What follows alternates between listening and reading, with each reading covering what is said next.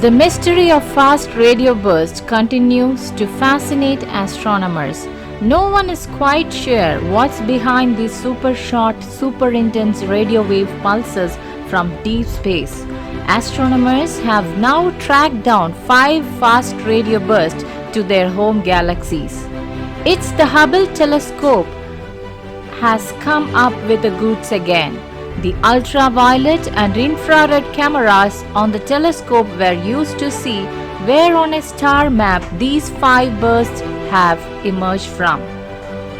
This gives us a better idea of understanding of how they might have come into being in the first place. Before now, only 15 of the 1,000 or so fast radio bursts have been detected till date. This has been tracked back to particular galaxies. So the tracking done on this cluster of bursts is an important indicator of how the phenomenon works. The astronomer Alexandra Mannings from the University of California said this is the first high-resolution view of population of fast radio bursts. The Hubble reveals that 5 of them are localized near or the galaxy's spiral arms. Most of the galaxies are massive, relatively young and still forming stars.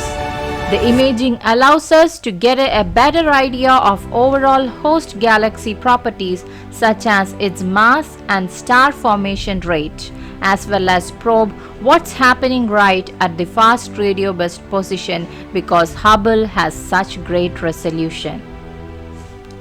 Fast radio bursts generate as much energy in thousands of a second as the sun does in a year. And the more we discover about them, the more intriguing they get. They couldn't probably be communications from alien life forms. Not sure about it. Part of the difficulty in studying these bursts is that they last mere milliseconds and very rarely repeat themselves. Scientists also don't really know where to look for the next one, which makes tracking down their origins and causes very hard indeed. That these 5s to have come from the dimmer parts of the spiral arms around the galaxies. Spiral arms are where the hottest, youngest stars in the galaxies hang out, but the fast radio bursts are not coming from the brightest part of the arms.